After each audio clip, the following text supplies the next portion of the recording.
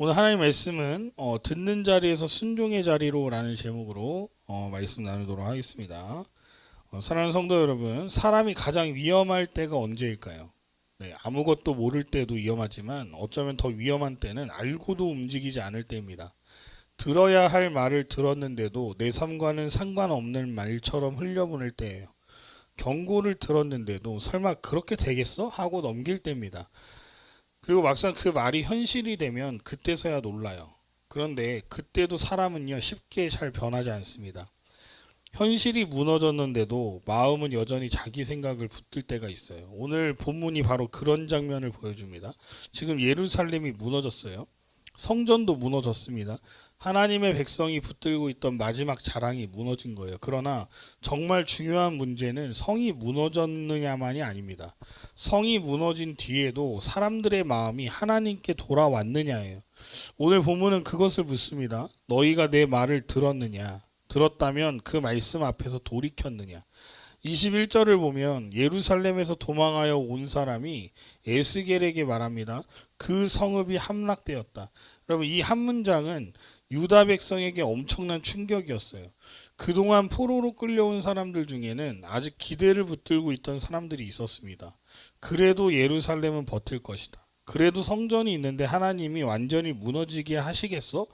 그래도 언젠간 다시 좋아질 거야. 이런 기대가 있었어요. 그런데 도망자가 와서 말합니다. 성이 함락되었습니다. 그럼 이것은 단순한 전쟁 소식이 아니었어요.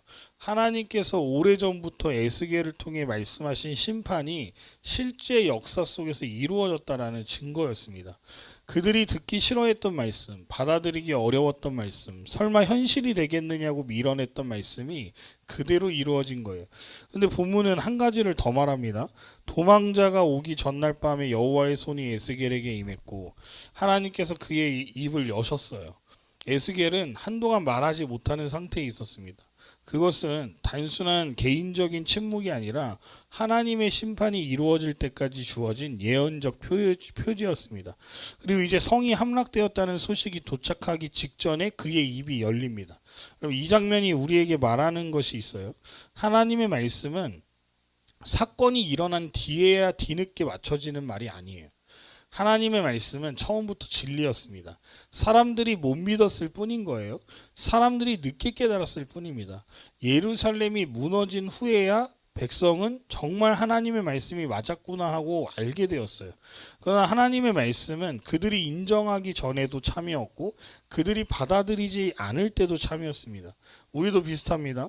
말씀을 들을 때는 그냥 설교처럼 듣고 흘려요. 오늘 좋은 말씀 들었다. 은혜가 되네. 맞는 말이야. 이렇게 생각합니다. 그런데 그 말씀이 내 삶의 결정과 관계와 돈과 습관과 말투를 바꾸어야 한다고 다가오면 갑자기 멀어지기 시작해요. 듣는 건 괜찮은데 자꾸 순종하라고 하는 것은 강압적으로 느껴지고 부담스러울 수 있습니다. 그래서 말씀을 듣고도 그냥 흘려보내죠.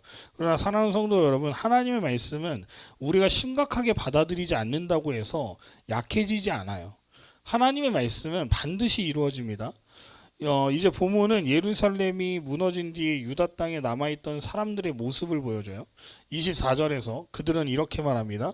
아브라함은 오직 한 사람이라도 이 땅을 기업으로 받았나니 우리가 많은즉 더욱 이 땅은 우리의 기업으로 주신 것이 되느니라.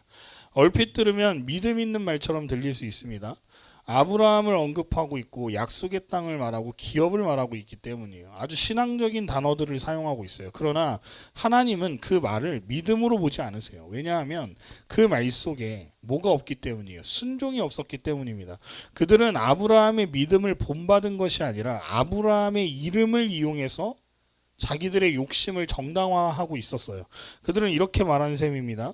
아브라함 한 사람도 이 땅을 받았는데 우리는 이렇게 많지 않습니까? 그러니 이 땅은 당연히 우리의 것입니다. 여러분, 그들이 놓친 것이 있어요. 아브라함이 땅을 받은 것은 숫자가 많아서가 아니에요. 힘이 있어서가 아니었습니다. 하나님의 은혜로 부르셨고 하나님이 언약으로 약속하셨기 때문인 거예요. 그런데 남아있던 사람들은 그 언약의 하나님께 순종하려 하지 않았어요. 아브라함은요, 하나님께서 갈 바를 알지 못할 때에 어디로 가야 될지 모르는 상황 속에서도 하나님이 가라 하신 그 말씀에 순종해서 나아갔단 말이에요. 하나님의 약속을 붙들면서 하나님의 뜻에 따라 살았습니다. 근데 이 사람들은 하나님의 약속은 붙들면서 하나님의 뜻은 버리고 있어요. 여러분, 이게 문제였다는 거예요. 하나님은 그들의 실제 삶을 드러내십니다. 25절과 26절을 보면 그들은 핏째 고기를 먹고 우상에게 눈을 들고 피를 흘리고 칼을 의지하고 가증한 일을 행하고 이웃의 아내를 더럽혔습니다. 이것은 단순한 실수의 목록을 나열하고 있는 게 아니에요. 하나님의 백성으로서 지켜야 할 언약의 삶이 완전히 무너졌다는 뜻입니다. 그들은 입으로는 우리가 아브라함의 후손이다, 언약 백성이다 라고 말하지만 삶으로는 어때요? 하나님을 떠난 사람들이었다는 거예요. 그럼 여기서 중요한 것을 우리가 배워야 합니다. 신앙적인 말을 많이 한다고 해서 신앙적인 사람이 되는 건 아니에요. 성경적인 단어를 사용한다고 해서 성경적인 삶을 사는 게 아닙니다. 무슨 뭐 은혜입니다, 언약을 믿습니다, 나에겐 믿음이 있습니다, 하나님의 뜻대로 살겠습니다, 교회를 사랑합니다, 뭐 사명을 나는 가지고 있습니다, 이런 말을 한다고 해서 그 말이 내 욕심을 포장하는 데 만약에 쓰이고 있다면 그것은 믿음이 아니라 자기 합리화가 되는 거예요. 그러면 특히 남아있던 사람들은 자신들이 바벨론으로 끌려가지 않았다는 사실을 특별한 선택의 증거처럼 여겼습니다. 우리는 여기 남았다, 그러니 우리는 하나님께 인정받은 사람들이다.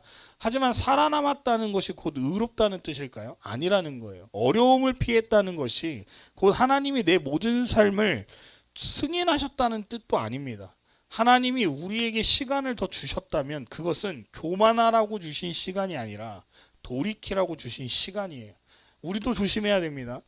그래도 난 지금까지 버텨왔고 그래도 나는 교회 안에 지금 잘 다니고 있으니까 나는 예배 자리에 나오고 있잖아, 그래 나 정도면 괜찮은 거야, 나 정도면 진짜 신앙생활 잘하고 있는 거야, 이렇게 생각할 수 있어요. 그러나 하나님 오늘 우리에게 물으시는 거예요.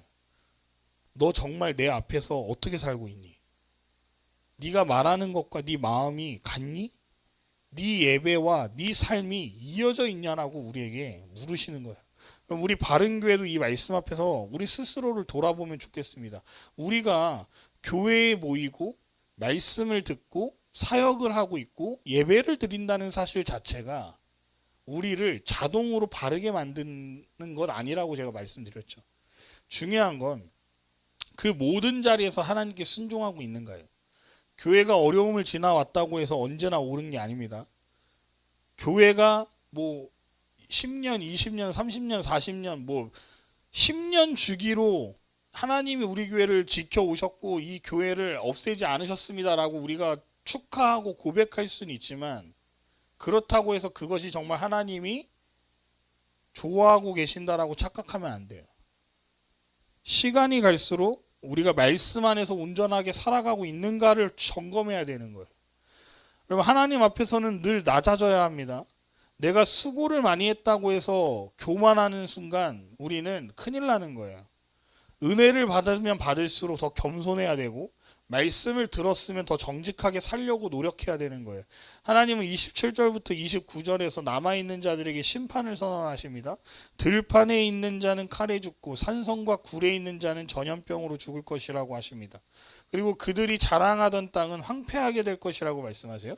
여러분, 이것은 단지 하나님이 분노하셔서 땅을 망하게 하신다라는 말이 아니에요.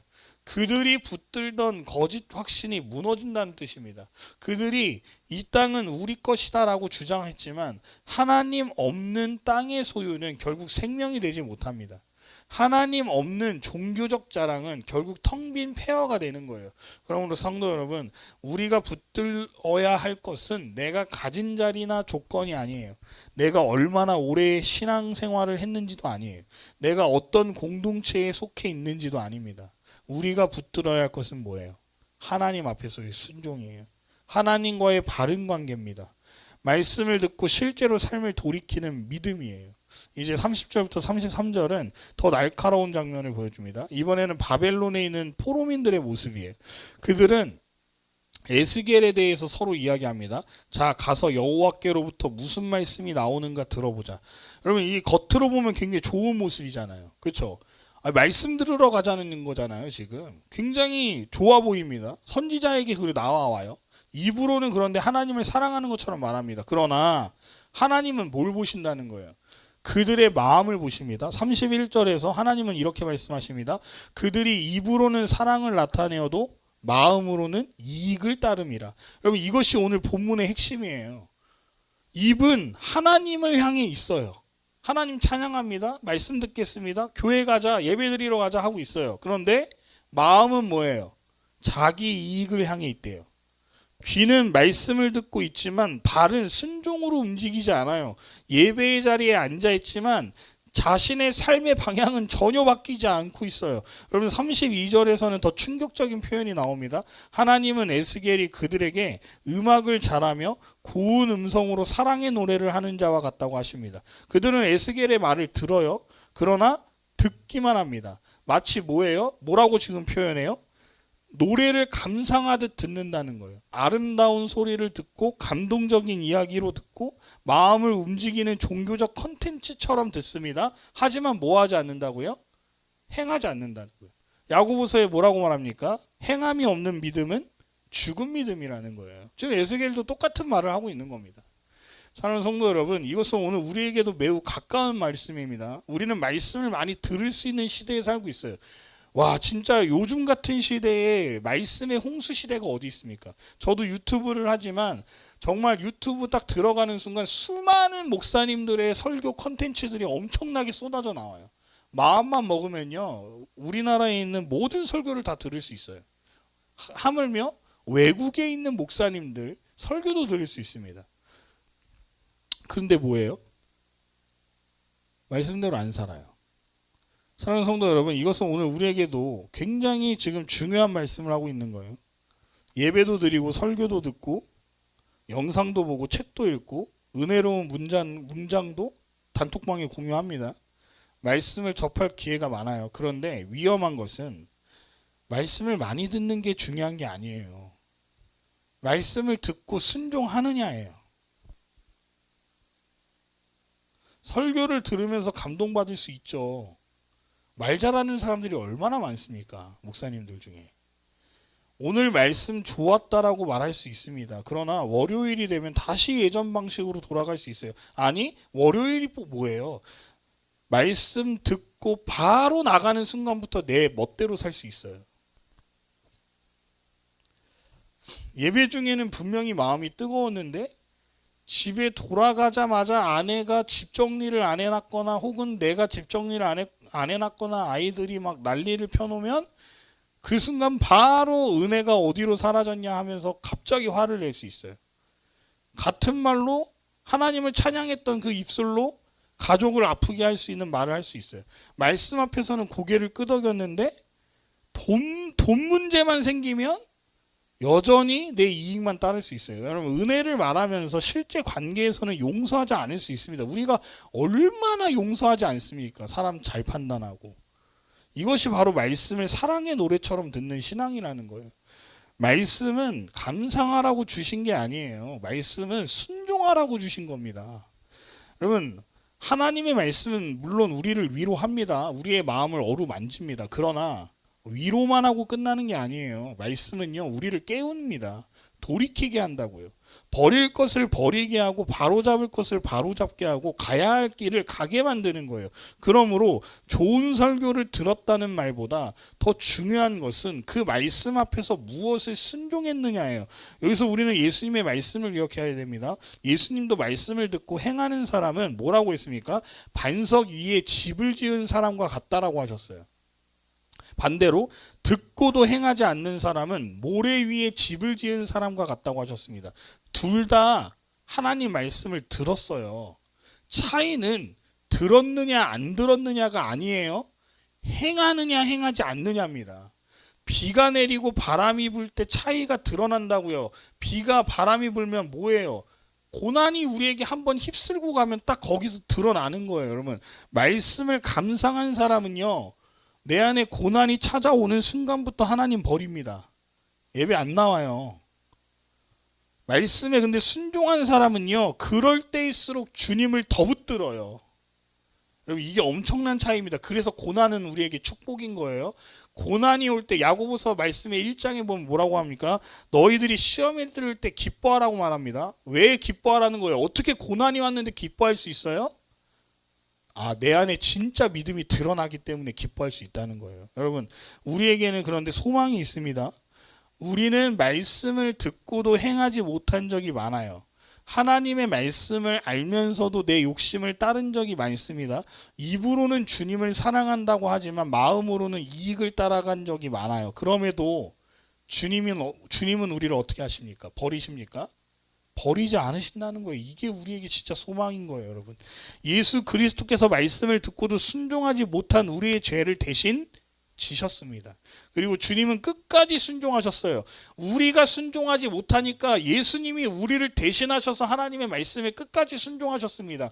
죽기까지 순종하셨어요. 십자가에서 우리의 불순종을 담당하시고 부활로 새 생명의 길을 여신 거예요. 그러므로 오늘 이 말씀은 우리를 정죄함으로 끝나지 않습니다. 너희들 말씀대로 못 살지, 그러니까 하나님이 너희를 심판하실 거야로 끝나는 게 아니에요. 우리를 다시 순종의 자리로 부르는 거예요. 너는 왜 그렇게 듣고도 행하지 않느냐 해서 끝나는 것이 아니라, 이제 알았지? 그러니까 이제 돌아와. 이제 내 말을 듣고 살아. 그렇게 이어지는 거예요. 여러분 이게 복음입니다. 말씀 앞에서 드러난 우리의 위선과 탐욕은 부끄럽지만 그 부끄러움이 주님께 돌아가는 문이 될 때 은혜가 되는 거예요. 사랑하는 성도 여러분, 오늘 우리 각자가 물어야 됩니다. 나는 지금 말씀을 듣고 있습니까? 아니면 말씀에 순종하고 있습니까? 내 입은 하나님을 사랑한다고 말하지만 내 마음은 지금 무엇을 따라가고 있습니까?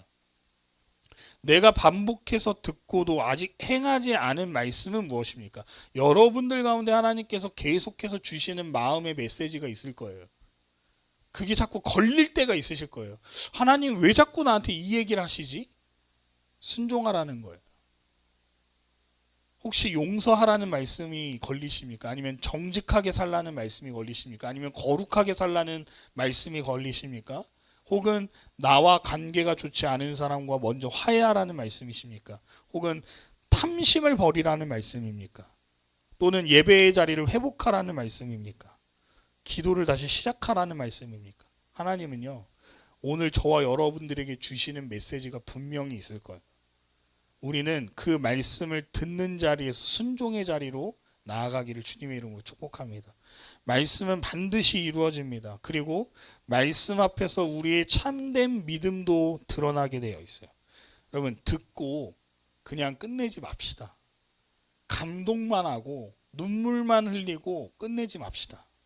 말씀을, 내가 오늘 받은 그 은혜를 삶으로 살아냅시다.